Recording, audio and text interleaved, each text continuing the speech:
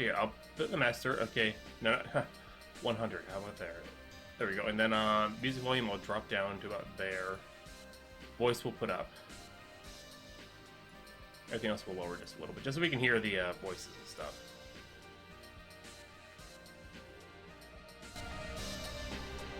Oh yeah, that sounds much better. My controls. Oh, I can just use a controller. Well, if I can do that, then jeez, who needs a computer when you have a controller? Yeah. Okay. Cool. Yeah. Burden of Truth. So new game for the beginning? Yes, I do.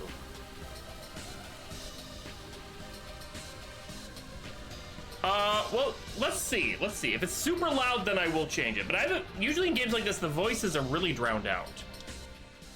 But we'll see.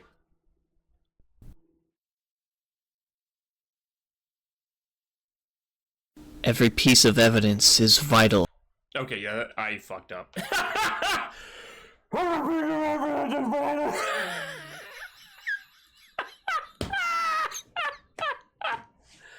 Yeah, Quiz called it.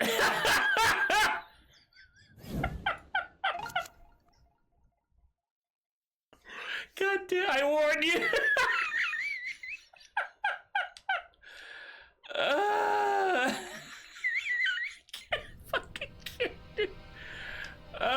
Okay, yeah, let's yeah, back to the audio. Yeah, let's let's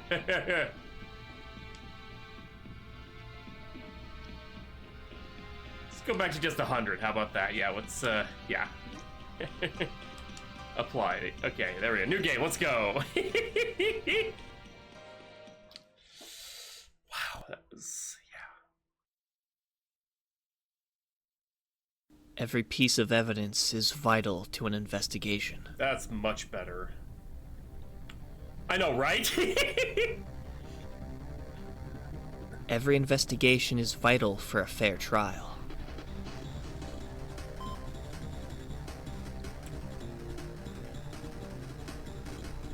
I've always been proud of my ability to unravel complex situations. Oh shit.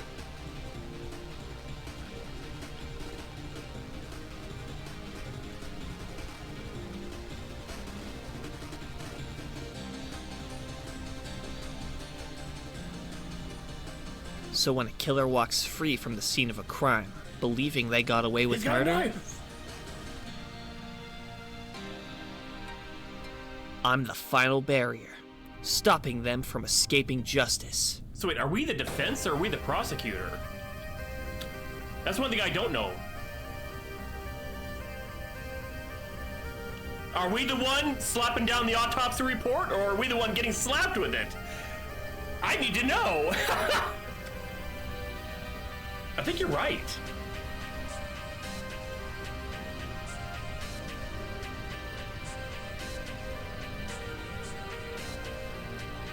Rob Productions presents.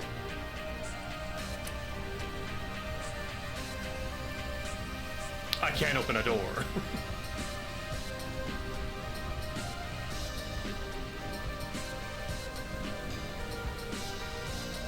It's like a sports field. Burden of Truth. Rated R.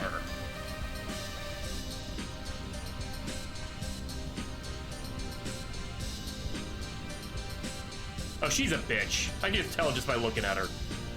Developed by Matt Enad. Enad? Sorry if I'm sorry if I butchered your name, Matt. Please forgive me. Feedback. Support and play testing. Illustrations.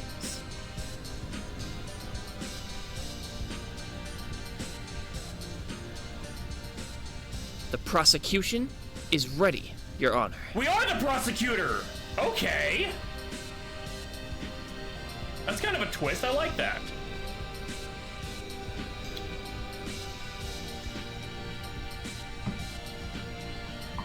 Yeah, Phoenix right, Japanifornia. So let's find out if this is also set in Japanifornia as well.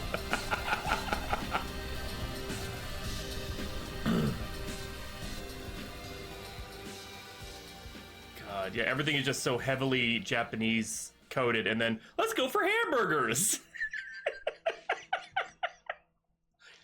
March 2007.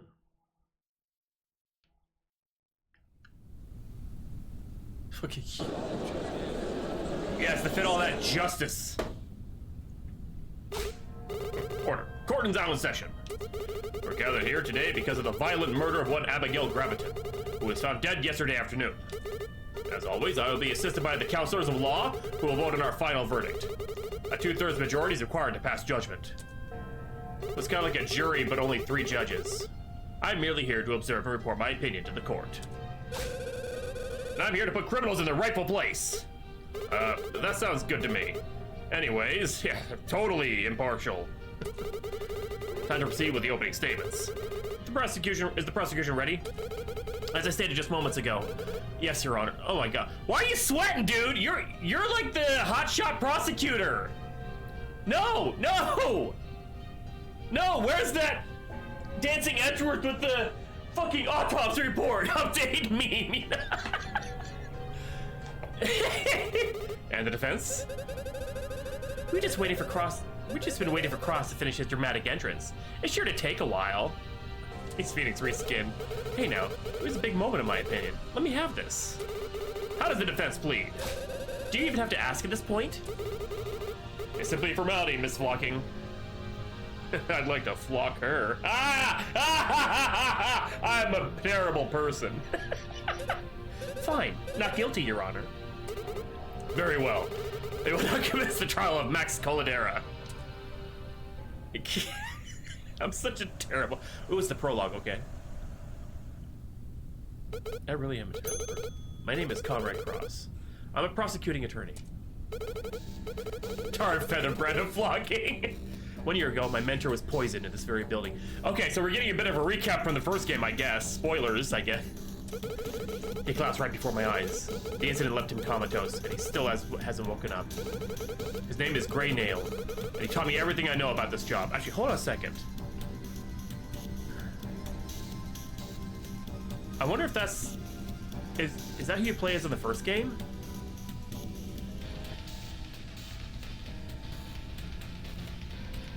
No, you play Comrade Cross in the first game as well. Okay.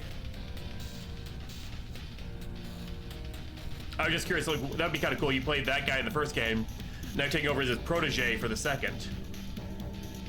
Anyway, sorry. I got distracted. After his hospitalization, I've done everything I can to learn about the law and stand on my own 2 feet. My mission is to deliver justice to the guilty, just like he wanted. And that's exactly what I've been doing without him. But ever since that traumatic day ended, I've wondered what it truly means to be a prosecutor. Oh, crisis of faith. That said, I won't falter today. I must face the defense's lies with courage. This morning, I was brought into the situation that had caught my eye. From what I understand, the police have hard evidence pointing to the defendant. And when we factor in his personal connection with the victim, it seems like this case will be open and shut. Oh, I don't like how she's gonna make a point.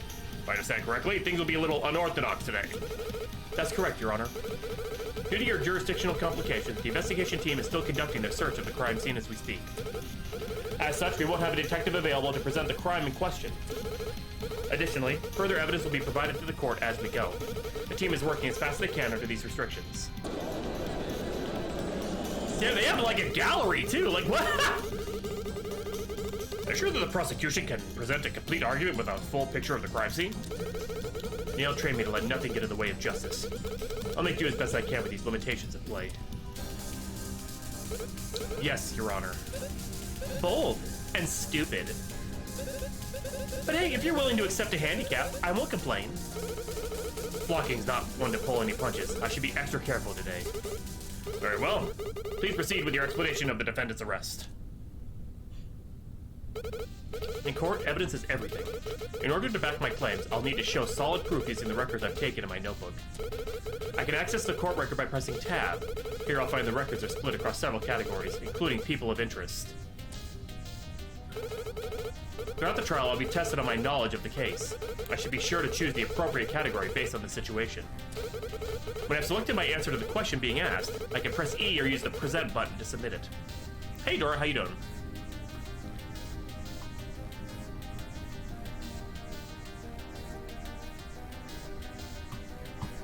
Yeah, I feel it's gonna be like he's gonna try to get to the truth no matter what.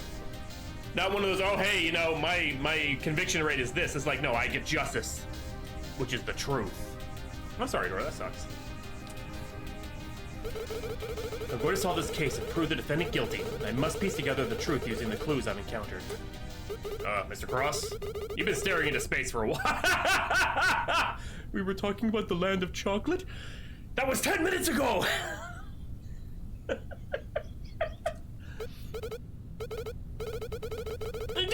Dora! Oh, sorry to start. I'd like to introduce the location where the victim was found. This photo shows the state of the crime scene on March 11th. Okay. So it could be crime photo, so... Details. Okay. Shows the March 11th, 4 p.m. Okay. Autopsy report! Okay, so... Yeah, let's look! Okay, TOD, March 11th, 3:06 p.m. Abigail Graviton died from a single stab wound caused by a 90-mile-per-hour strike. What? 90 miles per hour? Jesus. Lab floor plans, okay.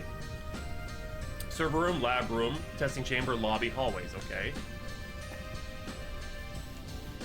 Found the floor near the belongs to Max Caldera, so that's the lab car found near the arm. Okay. Yeah, so it's gonna be this one, so we present crime photo. She'd hopped up on skooma. Meow sticks. As you can see, the murder was committed in a robotics lab. It was a robot! The robot arm did it. See, I'm already solving it, but I need to prove it now. The lab is owned by a company called Tactile Synthetics, and it's used to research the integration of AI commercial machinery. The photo was taken sometime after the police arrived, but everything in the room has been preserved. Hold on a minute. I can't see the victim in the picture at all.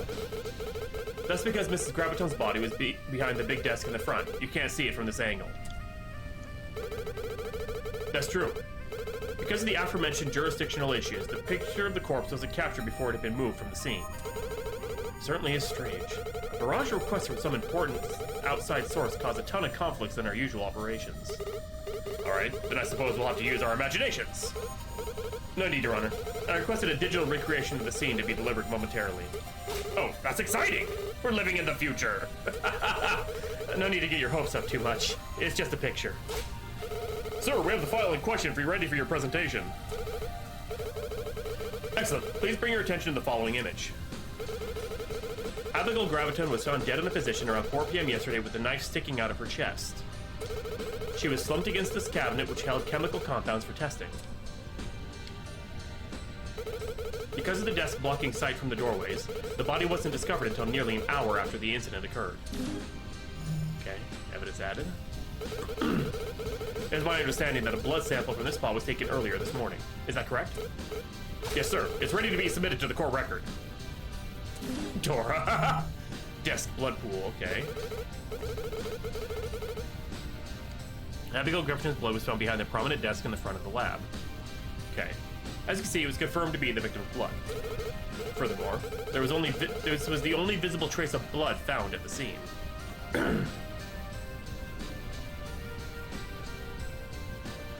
The environments had outlines. Oh, I see what you mean. Like, okay. Isn't it possible the police missed something? The building that the lab resides in is quite a big search area. It's possible more clues could be uncovered outside of the room. But for now, the investigation team has assured me that no other significant bloodstain can be found in the immediate area. What a pitiful display. You can't seriously expect us to believe that crap. Damn, girl.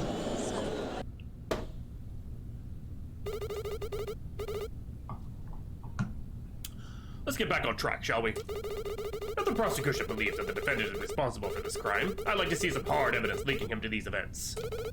I understand. This should be easy enough to establish. We have the lab ID card. That's what links him right there. This ID card belonging to Max Caldera was found in roughly the same spot as the corpse that we just discussed. Mr. Caldera worked for the Tactile Synthetics, giving him ample access to this room, and not only that, but this ID card proves he was physically at the scene. This is no coincidence. He had every opportunity to commit this murder. Objection. Girl, what a shame. I really expected better from you, Cross. What you have there is circumstantial at best. It doesn't matter who my client works for or where you found that card. They said the thing, but this evidence proves the defendant stood at the very same spot the body was found. Have you lost it, Conrad? This doesn't prove a thing. The answer is simple. Mr. Caldera dropped his ID card much earlier in the day, before the incident even started. I would have to agree with the defense. We should see something more decisive before coming to any conclusions. I knew this lead might be flimsy, but this is just the beginning. If I'm going to have any hope of figuring this out, I have to remember.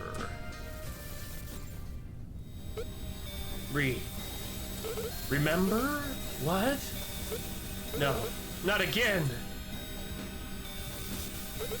It's starting to happen. Again? Now? What's happening? What is it? What did I forget? Oh, it's like, what? What's wrong with me? Why is this happening?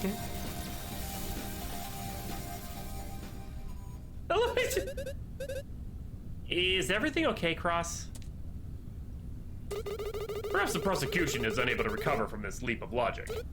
No, I'm fine. He's being burdened by the truth. Lock in, Mom. Blue Rose. Middle schooler in his dad's suit quiz. Remember, the connection between the defendant and the victim.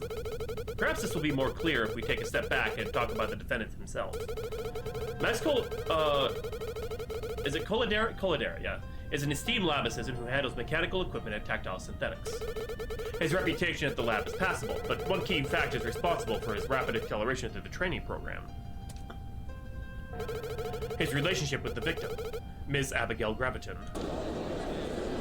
He's about to summon her persona, Wheelman! According to the statement provided by their co-worker, Max worked closely under Abigail ever since he joined the lab. Ooh, Ivy's statement. Let's take a look at that. Max worked as Abigail's assistant with the lab. They've been dating for at least 4 months. He knew the victim well before the incident occurred and was familiar with her daily schedule. Furthermore, the two have been romantically involved for at least the past 4 months. Objection. That's because of the fact it's hard to believe my client's responsible for the murder. They were dating at the time of her death. At first glance, you might assume something like that. But, statistically speaking, it's more likely than not that the true culprit behind this crime was someone who knew the victim personally. It's common for some sort of personal vendetta or jealousy to drive the motive behind a violent crime. Which is true, but he is just speculating. Yeah, we should not speculate before knowing the full picture. I'm inclined to agree. Let's assume it was a lover's quarrel and be done with it. I appreciate the vote of confidence, but that's still speculation. Your Honor, if I may, I believe we could clear this up if we hear from the defendant himself. It would help to hear firsthand about this relationship with his relationship with Mrs. Graviton. Very well. Prepare to bring the defendant to the witness stand.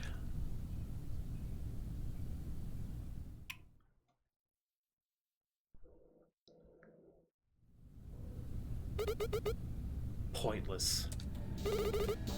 Max Caldera, you are accused of murdering your superior, Abigail Graviton. This sucks. What a waste of time. This is a very serious matter. You have been called to testify in court, and you have been called to testify in a court of law. Chill out, you old potato. I didn't do it. A potato? The truth will be revealed during the course of this trial. If you want to prove your innocence, you must answer our questions honestly. Waste of space. Since the defense called this witness, Flocking will initiate the conversation. During testimony, it's important to pay close attention to the statements made by the individual being questioned. Alright, this is where I fucked up so bad on Phoenix Wright. Should also be prepared to object to anything that could harm my case. If I'm prompted with the exclamation symbol, it means I can object to the current statement. If I press Q or click on the, I'll object. If I want to pass, I can simply continue to the next line. Before I make the decision, however, I should be certain about my choice. If I object to something and can't back it up, I might receive a penalty. Similarly, if I fail to object to something and the defense gains the upper hand, I might get punished anyways. I should take my time and review the evidence before proceeding. I know, Meowsticks. Contempt of court right there, Wiz. Let's get it started already. Coladera's occupation.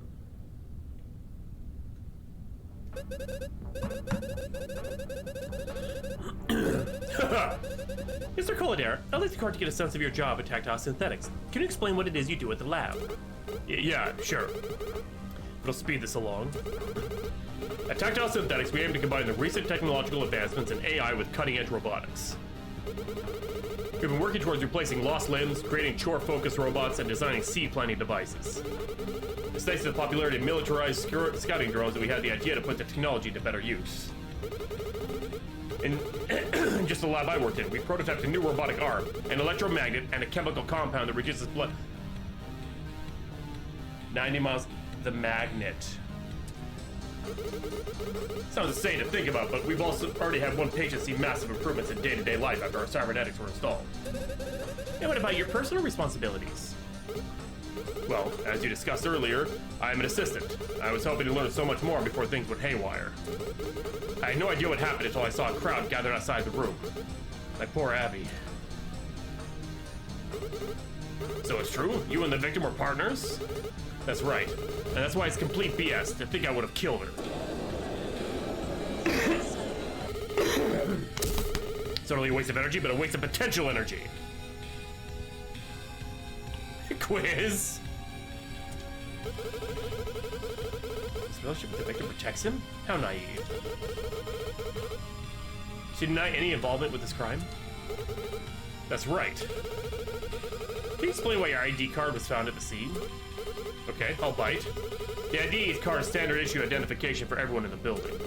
You can't enter any secure rooms or even the building itself without first scanning it on a panel by the door. Wait, if he came in afterwards, how is his card in the room? Is that true for the lab itself? No.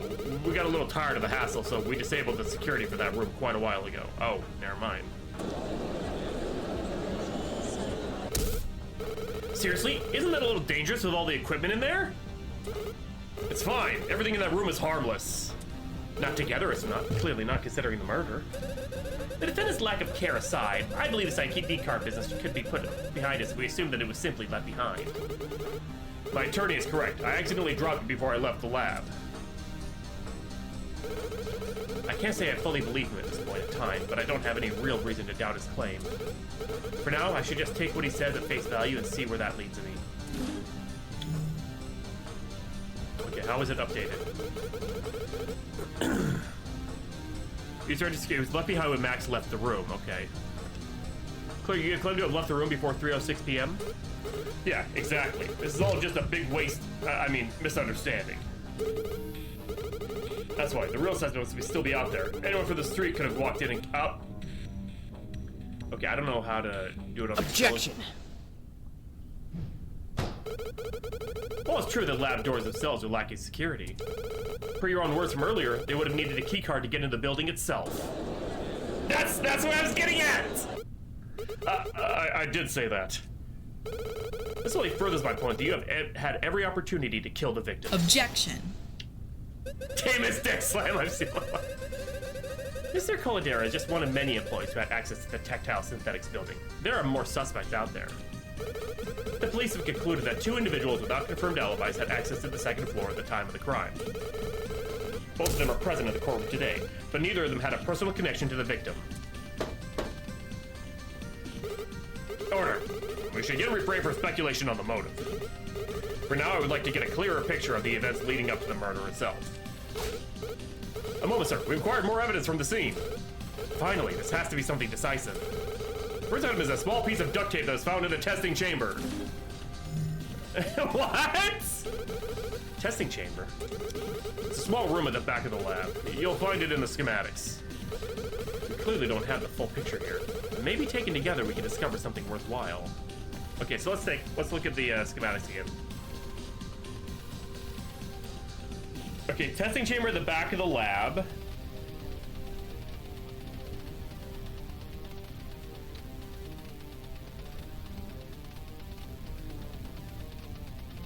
I can't slam any harder. Okay, and then we've got duct tape. Ripped off piece of tape found in the testing chamber. Okay. The other one appears to be the murder weapon, a bloody knife. That took you long enough to get, guys. Covered in victim's blood, no fingerprints. Okay, murder weapon. Is this the knife that was found sticking out of the victim's chest? I'm unsure, sir. It was provided to me without context. What? Why? You there, take this knife.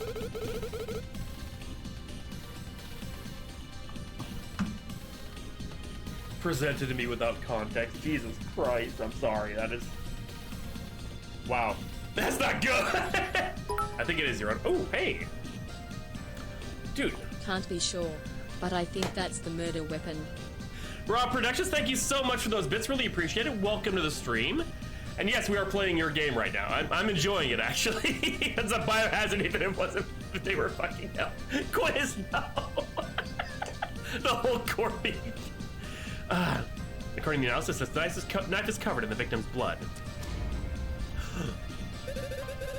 There were no fingerprints found on the handle. Are you sure the analysis was performed correctly? We had all 16 cores of the player's computer crunching the numbers. What? The player's computer. We're sure that no fingerprints were present. Oh my god. I would like to point out the fact that the lack of fingerprints does not mean the defendant didn't wield this weapon. Objection. On the contrary, Cross, we're already able to rule out any possibility for the defendant to have committed the crime. But what? I've been waiting for a moment like this. It's clear that the prosecution has overlooked something quite crucial. Overlooked? What is she trying to say?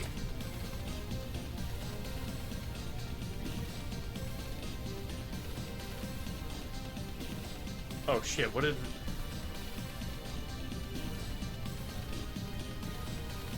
Cool blood...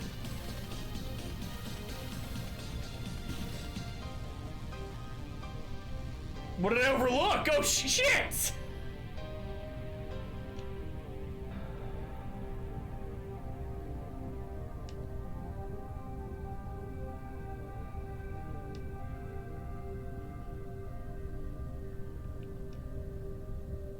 The autopsy report.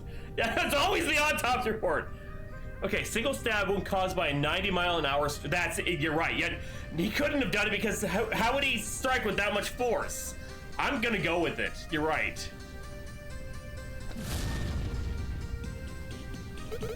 No way. Flocking is right. Fuck yeah. Even as you're talking about the autopsy report. I see you just Edgeworth dancing with that stupid meme.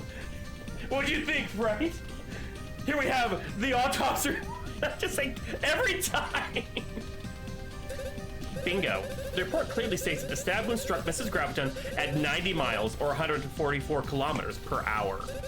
Well, it was somewhat obvious beforehand. Now that we have the knife, we can discuss the method of murder properly. Scuba addiction. Quiz. If the attacker's hand would have to move at 90 miles per hour, neither Max Colladero or any human on this planet would be able to pull off such an insane feat of agility.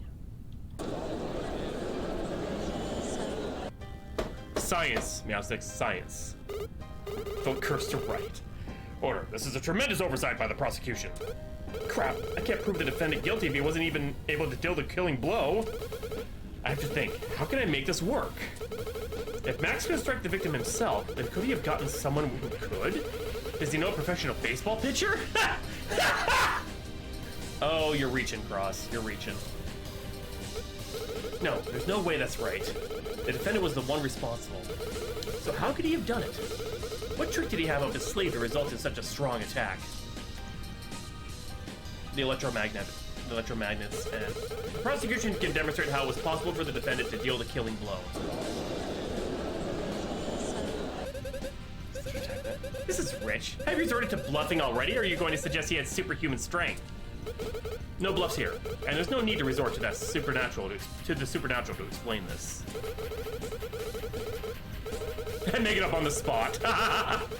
While I may not be able to prove this definitively, I can at least come up with one possibility for the scenario to make sense. Very well, let's hear what you had in mind. Okay,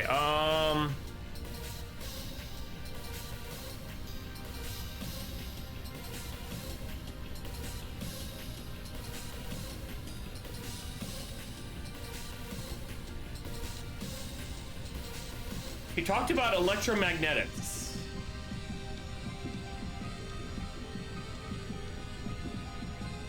Electromagnets. So I'm gonna say, yeah, robo arm. It's gotta be, because that's actually in the picture there. Take a look at this photo of the crime scene. The lab was filled with all sorts of equipment, including machinery. Now, focus your attention on the desk in the middle. Right behind this desk is where the victim's body was found. If you were to picture the victim standing here, what is it that catches your eye now? Oh, the robotic arm! But then, you can't mean... Yes, the reason for the supposedly superhuman stab is the fact that the attacker was not human. Ugh! If you were to secure a knife to the arm that's resting on this desk, it would become a lethal killing machine. With the right knowledge and access, someone could have programmed the machine to perform a high-velocity attack. Remember the defendant's occupation. It's for this reason that Mr. Colladera is the most likely suspect in this case. Objection. This is absurd. That arm couldn't move that fast. Could it?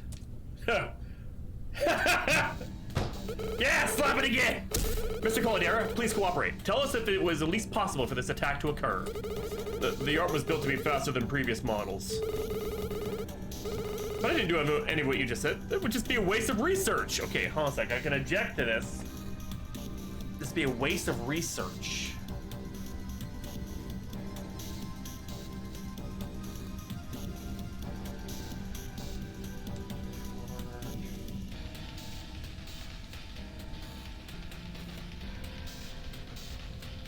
Yeah, I think you're right.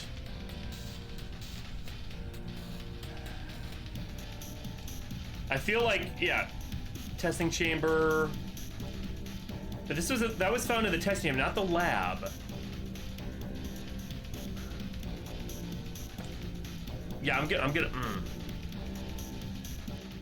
Oh, I can save. Let's see if I can save scum.